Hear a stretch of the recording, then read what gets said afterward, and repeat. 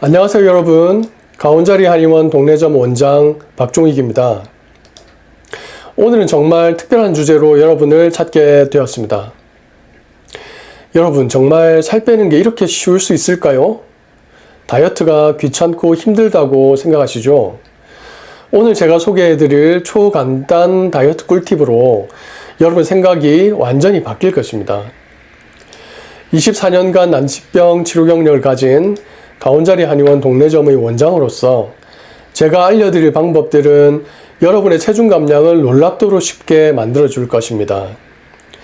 어떤 비밀이 숨어 있는지 궁금하시죠? 지금부터 함께 알아보도록 하죠. 다이어트의 가장 큰 적은 바로 귀찮음입니다.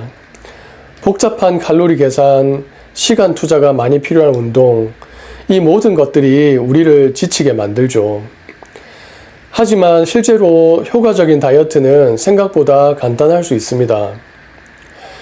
최근 미국 하버드 의과대학의 연구 결과에 따르면 단순한 식습관 개선만으로도 체중 감량에 큰 효과를 볼 수 있다고 합니다. 이는 제가 24년간의 임상 경험을 통해 확인한 사실과도 일치합니다. 가장 쉬운 방법은 바로 간헐적 단식입니다. 이는 하루 중 일정 시간 동안만 음식을 섭취하고 나머지 시간은 물과 무칼로리 음식만 마시는 방법입니다. 예를 들어 오후 12시부터 8시까지 8시간만 식사를 하고 나머지 16시간은 단식을 하는 거죠.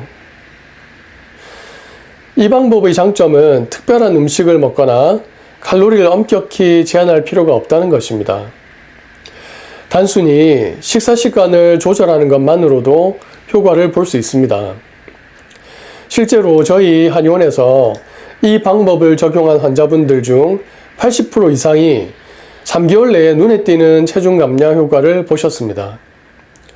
또 다른 간단한 방법은 접시의 법칙입니다. 식사를 할 때 접시의 반은 채소, 4분의 1은 단백질, 나머지 4분의 1은 탄수화물로 채우는 겁니다. 이렇게 하면 자연스럽게 영양 균형을 맞출 수 있고 포만감도 오래 유지가 됩니다. 접시의 법칙도 힘든 분들은 가온자리 한의원에서 제공하는 오색 약콩을 드시면 이와 같은 효과를 볼 수가 있습니다. 다이어트는 거창한 것이 아닙니다. 일상 속 작은 습관들이 모여서 큰 변화를 만들어냅니다. 제가 오랜 기간 환자분들을 치료하면서 깨달은 점은 지속 가능한 작은 습관이 큰 효과를 낸다는 것입니다. 첫 번째로 추천해드리는 방법은 물 마시기의 타이밍입니다. 흔히 식사 중에 물을 마시는 것이 좋다고 생각하지만 실제로는 식사와 식사 사이의 중간 시간에 집중적으로 물을 마시는 것이 더 효과적일 수 있습니다. 2013년 영국 영양학회지에 발표된 연구에 따르면 식사 중 물 섭취를 제한하고 식간에 물을 마시는 것이 체중 감량에 도움이 될 수 있다고 합니다. 이 연구에서는 식사 전후 1시간 동안 물을 마시지 않고 식간에 집중적으로 물을 마시는 그룹이 그렇지 않은 그룹보다 더 많은 체중 감량 효과를 보였습니다. 이러한 방법이 효과적인 이유는 소화 효율 증진, 신진대사 향상, 식욕 조절 효과 때문입니다. 식사 중 물을 마시면 위산이 희석되어 소화 효율이 떨어질 수 있습니다. 반면 식간에 물을 마시면 체내 독소 배출을 촉진하고 다음 식사를 위한 소화 시스템 준비를 돕습니다. 또 공복 시 물을 마시면 일시적으로 기초 대사율이 증가한다는 연구 결과가 있습니다. 2003년 임상 내분비 대사 저널에 발표된 연구에 따르면 500ml 물을 마신 후 30분 동안 기초 대사율이 30% 증가했다고 합니다. 그리고 식간에 물을 충분히 마시면 다음 식사 시 자연스럽게 식욕이 조절됩니다.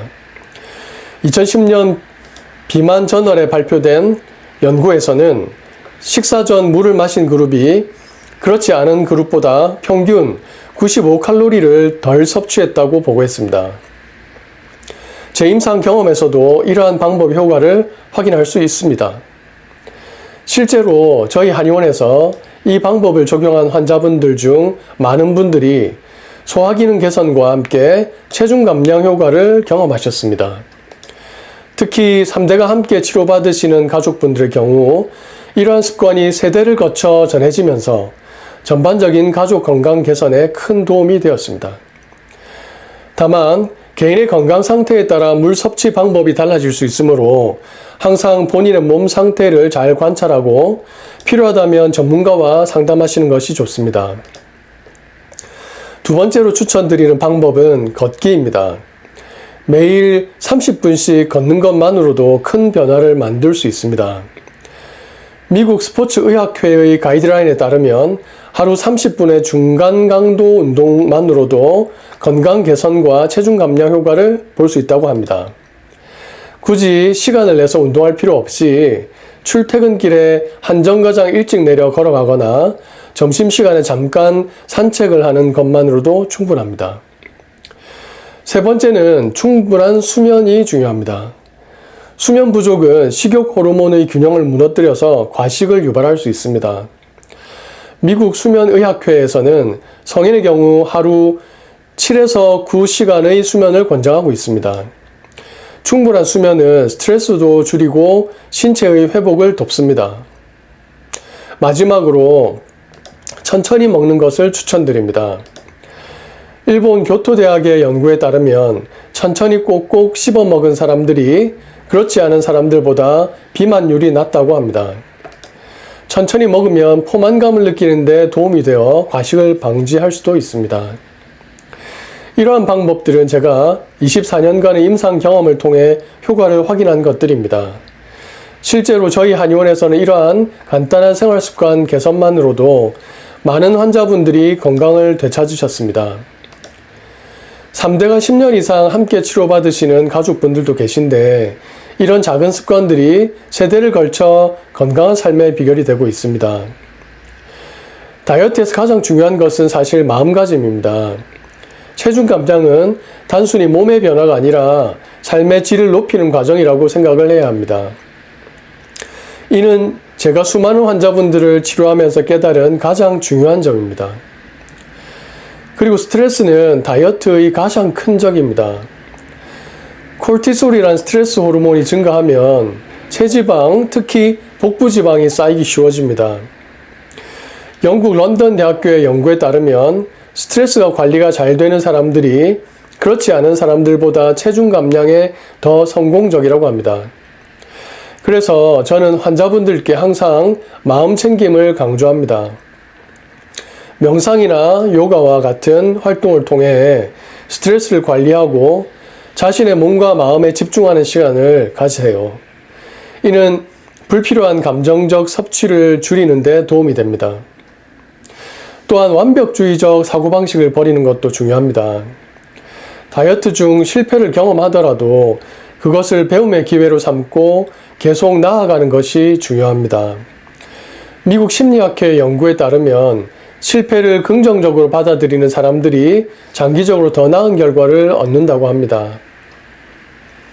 마지막으로 주변 사람들의 지지를 받는 것도 큰 도움이 됩니다. 가족이나 친구들과 함께 건강한 생활 습관을 만들어가는 것은 동기부여에 매우 효과적입니다. 실제로 저희 한의원에서도 가족 단위로 함께 치료받으시는 분들이 많은데 서로 격려하고 지지하면서 더 좋은 결과를 얻게 되더라고요. 이런 마음의 변화는 단순히 체중 감량을 넘어서 전반적인 삶의 질을 향상시킵니다. 24년간 난치병을 치료하면서 저는 항상 환자분들의 마음을 먼저 살폈습니다. 그 결과 80% 이상의 재진율을 기록할 수 있었고, 이는 단순한 체중 감량을 넘어 진정한 건강을 찾아가는 여정이었다고 생각합니다.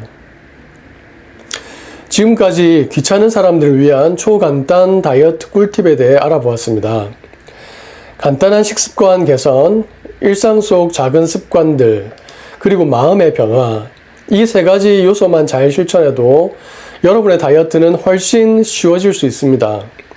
다시 한번 강조드리지만 다이어트는 결코 고통스러운 과정이 되어서는 안 됩니다. 오히려 자신의 몸과 마음을 더 잘 이해하고 사랑하는 과정이 되어야 합니다. 이 영상은 단순히 제 한의원을 홍보하기 위한 것이 아닙니다. 제가 24년간의 임상 경험을 통해 깨달은 진정한 건강의 비결을 여러분과 나누고 싶었습니다. 여러분 모두가 건강하고 행복한 삶을 사시길 바랍니다. 오늘 소개해드린 방법들을 천천히 그리고 꾸준히 실천해 보세요. 놀라운 변화를 경험하실 수 있을 것입니다. 오늘 영상이 도움이 되셨다면 구독, 좋아요, 알림 설정 부탁드립니다. 감사합니다.